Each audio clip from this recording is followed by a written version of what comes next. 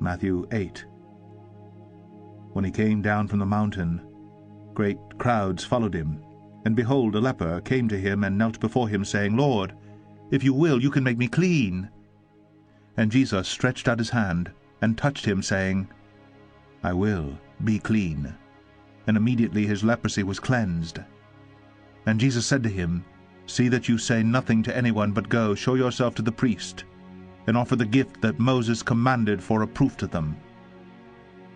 When he entered Capernaum, a centurion came forward to him, appealing to him, Lord, my servant is lying paralyzed at home, suffering terribly. And he said to him, I will come and heal him. But the centurion replied, Lord, I am not worthy to have you come under my roof, but only say the word, and my servant will be healed.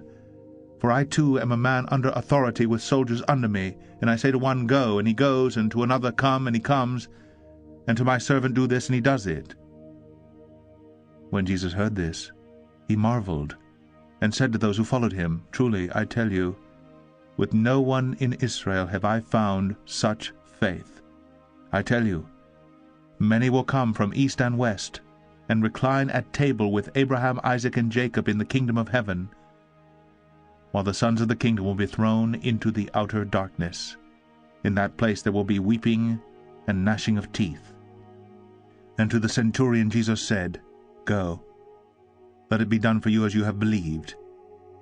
And the servant was healed at that very moment.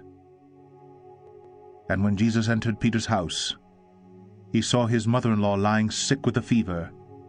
He touched her hand, and the fever left her, and she rose and began to serve him. That evening they brought to him many who were oppressed by demons, and he cast out the spirits with a word, and healed all who were sick. This was to fulfill what was spoken by the prophet Isaiah. He took our illnesses and bore our diseases. Now when Jesus saw a great crowd around him, he gave orders to go over to the other side. And a scribe came up and said to him, Teacher, I will follow you wherever you go. And Jesus said to him, Foxes have holes, and birds of the air have nests, but the Son of Man has nowhere to lay his head.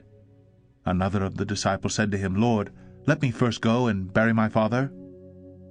And Jesus said to him, Follow me, and leave the dead to bury their own dead.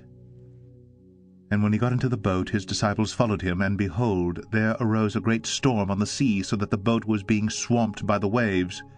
But he was asleep. And they went and woke him, saying, Save us, Lord, we are perishing.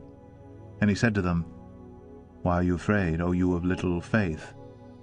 Then he rose, and rebuked the winds and the sea, and there was a great calm.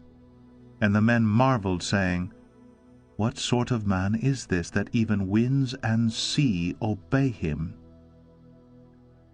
And when he came to the other side, to the country of the Gadarenes, 2 demon-possessed men met him coming out of the tombs, so fierce that no one could pass that way. And behold, they cried out, What have you to do with us, O Son of God? Have you come here to torment us before the time? Now a herd of many pigs was feeding at some distance from them, and the demons begged him, saying, If you cast us out, send us away into the herd of pigs. And he said to them, Go. So they came out and went into the pigs, and behold, the whole herd rushed down the steep bank into the sea and drowned in the waters. The herdsmen fled, and going into the city they told everything, especially what had happened to the demon-possessed men. And behold, all the city came out to meet Jesus, and when they saw him, they begged him to leave their region.